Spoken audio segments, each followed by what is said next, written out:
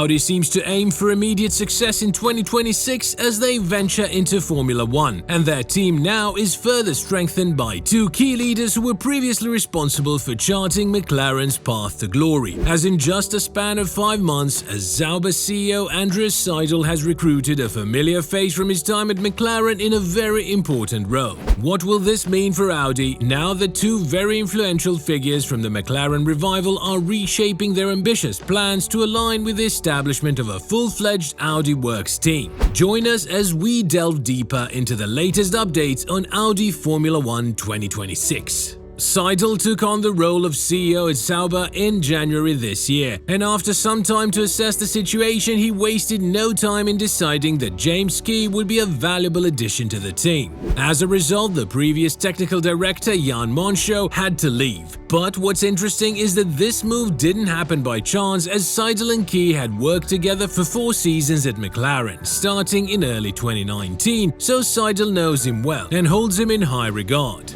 The idea of recruiting Key had been on Seidl's mind for a while, and in fact, Seidl interpreted McLaren's critical remarks about car development before this season as a sign that Key might soon be available for a new opportunity. Earlier this year, McLaren made significant changes to its technical structure and let go of Key after producing 2 disappointing cars consecutively at the beginning of the new ground effects Rule 0. So, why was Seidl in such a hurry to replace his existing technical director, having observed Monsho in the role for only a few months with someone who was a direct rival? The reason is that Seidl didn't believe Monsho was up to the task. To understand this, we need to consider why Seidl left McLaren. To begin with, one of the reasons was that Seidl knew McLaren had no clear path to becoming a works team because they had turned down Audi, and Seidl really wanted the deal with Audi to happen. But McLaren's shareholders were not willing to give Audi a major stake. On the other hand, Sauber is selling 75% of the company to Audi, which made it a good fit for Seidl.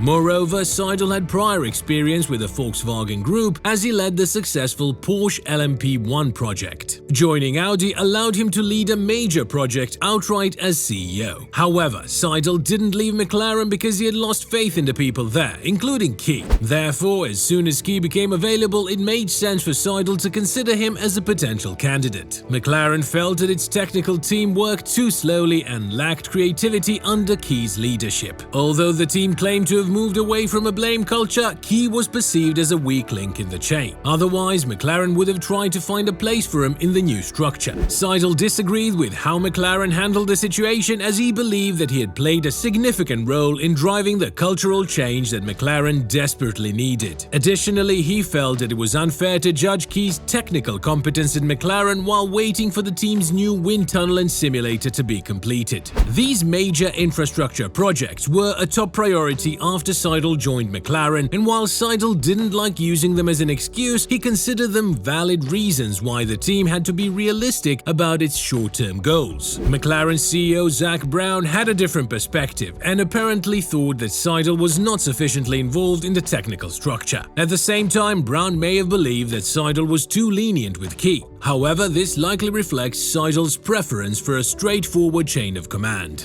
Seidl trusted Key to lead the technical team and believed that there were other factors holding McLaren back. Seidl was willing to give Key time and space to make things work for McLaren, and now he plans to do the same for Audi. I'm delighted to welcome James back home to Hinwell as he joins us to shape the future of this team, said Seidl. The operation he will find has changed a lot since his time here, but the same drive, the same commitment that contributed to making the team successful in his previous experience are still the same. I am sure that together with this very talented and committed team, we will be able to continue on the path of growth on which we have embarked. James' appointment is a crucial step on this journey. He has an outstanding amount of experience in the sport, not just as technical director, but also in various other roles within the technical organization of a team. He will lead the transformation process of the technical side of the team, giving us the tools and direction we need to tackle the future. I also want to thank Jan for his precious contribution to taking taking Sauber to where it is now, following our most successful season in a decade, in which it climbed to 6th place in the Constructors' Championship. The Sauber team that James Ski is rejoining now is vastly different from the one he left 11 years ago. When he departed, the team was grappling with financial challenges following the BMW era, and limited resources and budget constraints played a role in Ski's decision to move on.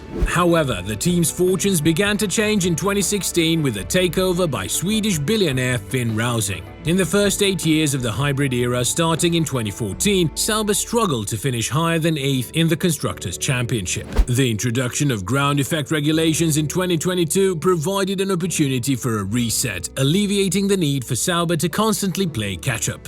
The 2022 Alfa Romeo C42 made an impressive start to the season, with former Mercedes driver Valtteri Bottas leading the charge and scoring points in 7 of the first 9 races. However, the team struggled to sustain that performance and faced challenges in terms of development and timely delivery of new parts. While production speed has improved this year, Sauber encountered other issues in 2022. There was a sense that certain fundamental design limitations were hindering development progress. To address this, the rear end of the 2023 car underwent comprehensive reworking with a focus on enhancing high-speed corner performance. The car has shown some promise in this regard, but still lacks the necessary downforce to consistently challenge for points. So, James Ski is joining a team that finds itself in a midfield group, capable of scoring points on a well-executed weekend, but also susceptible to falling behind at the back of the pack on a bad one. To tackle these challenges, Sauber is implementing various changes behind the scenes. Notably, the team will begin producing its own gearbox casing from next year, allowing it to control its rear suspension geometry. This move improves cost effectiveness, especially under the cost cap regulations enforced from 2026. As Sauber transitions to become Audi Sauber, it will further strengthen its capabilities by producing the gearbox in-house. The specifics of this approach will depend on the final form of the regulations, with the team considering investments in gearbox dyno facilities. Over the years, the team has undergone significant growth, necessitating restructuring and facility investments aimed at improvement. However, as noted by Sauber Group Managing Director Alessandro Bravi, the gap between Sauber and the top teams remains considerable. The investment from Audi is certainly beneficial, but progress is constrained by the capital expenditure limitations imposed by the cost cap. Thus, the team is still a work in progress, continuously striving to bridge the gap and improve its standing in a highly competitive Formula One landscape.